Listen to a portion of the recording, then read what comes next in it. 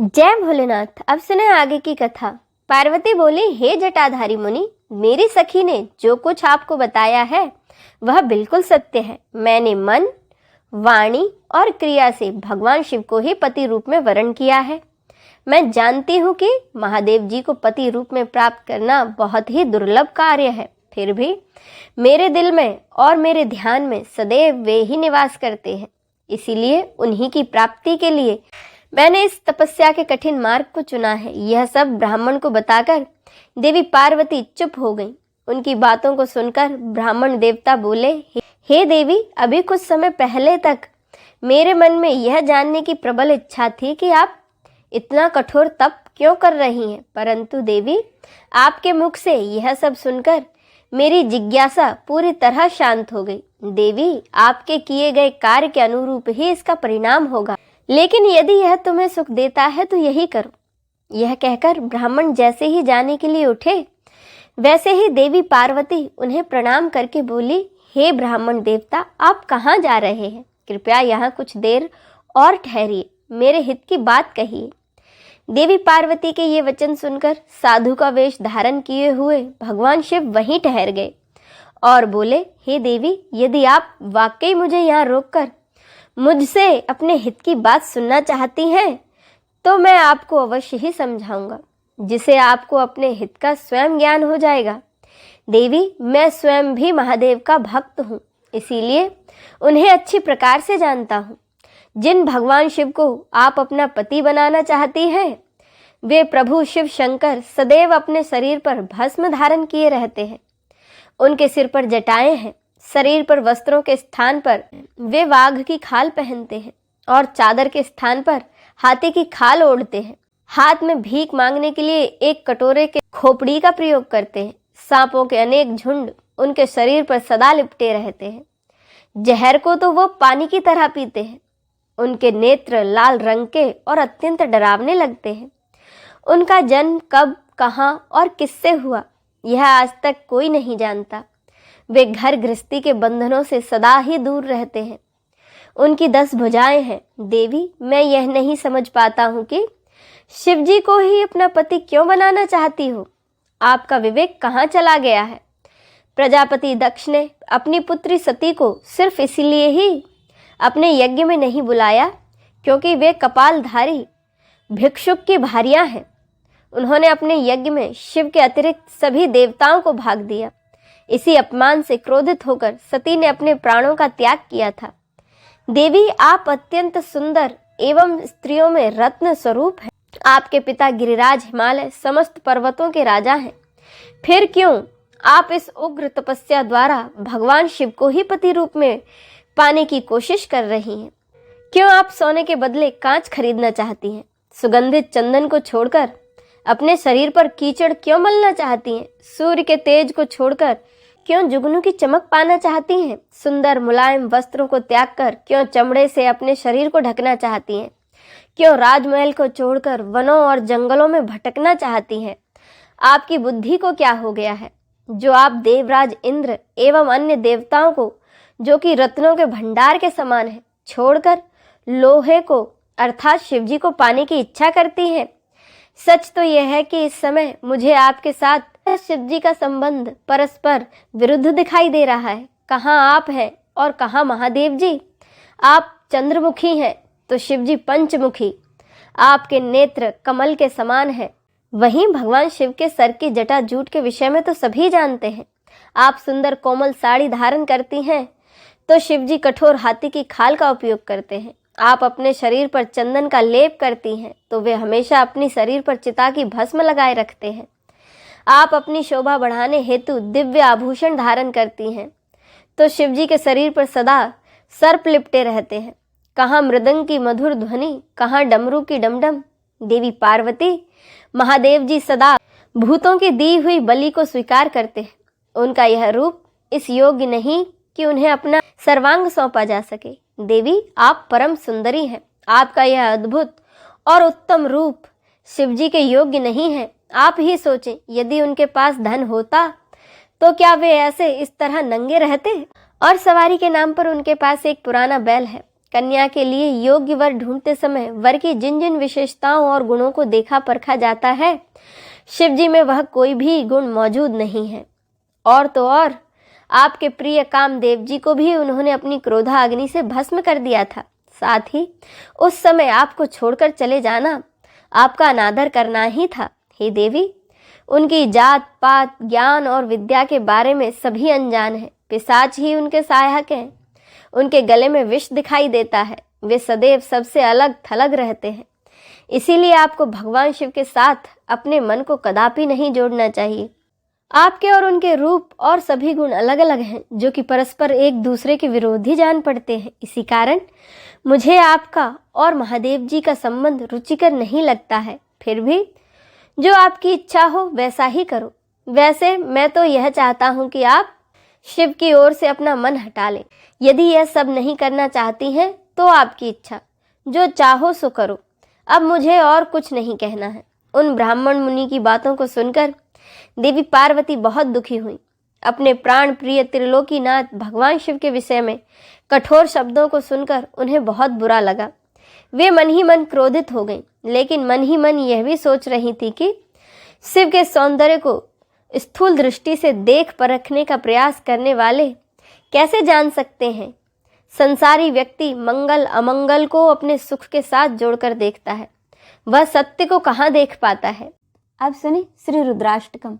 नमामि शमीशान निर्वाण रूपम विभुम व्यापकम ब्रह्म वेद स्वरूपम निजम निर्गुणम निर्विकल्पम निरेहम चिदाकाशमाकाशवासं भजेऽहं निराकारमोंकार मूलं तुर्यं गिराज्ञानगोतीतमीशं गिरीशं करालं महाकालकालं कृपालं गुणागार संसार पारं नतोऽहं तुषाराद्रिसंकाश गौरं गंभीरं मनोभूत कोटि प्रभासे शरीरम स्फुरन् मौले कलोलिनी चारुगंगा लसद भाल बालेन्दु कंठे भुजंगा चलत कुंडलम भ्रो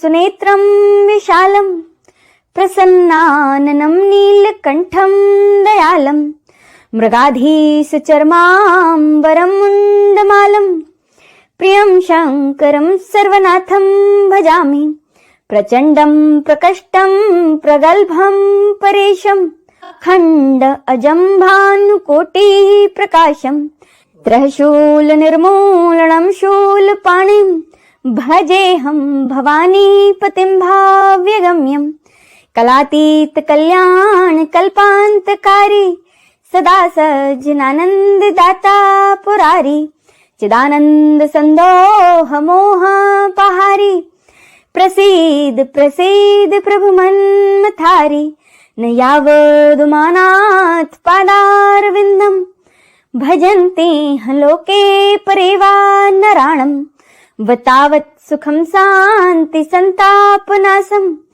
प्रसीद प्रभो सर्वभूतादिवासं न जानामि योगं जपं नीव पूजां न तोऽहं सदा सर्वदा सम्भुतुभ्यं जराजन्म दुःखोगतातप्यमानं प्रभो पाहि आपन मामीश शंभो रुद्राष्टकमिदं प्रोक्तं विप्रेण हरतोषे ये पठन्ति नरा भक्त्या तेषां शंभु प्रसदति इति श्री रुद्राष्टकम संपूर्णम। चलिए अब हम सब मिलकर शिव चालीसा का पाठ करें।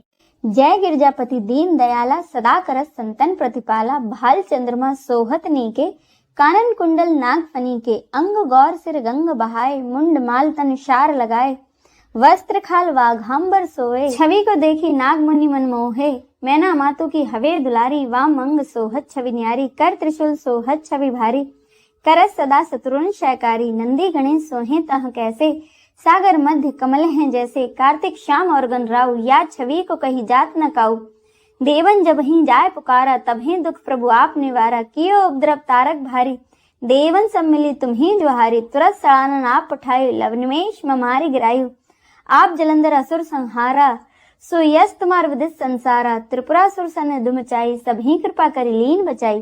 किया तपही भागीरथ भारी, पूरब प्रतिज्ञा तासु पुरारी। दानिन मह तुम सम कोई नाही, सेवक स्तुति करस सदाहि। वेद माही महिमा तब गाई, अखत अनादि भेद नहीं पाई। प्रकटी उदधि मथनते ज्वाला, जरस सुरासुर भय विहाला। कीन दया ता करी सहाई, नीलकंठ तब नाम कहाई। पूजन रामचंद्र जब कीन्हा, जीत के लंक भीषण दीन्हा।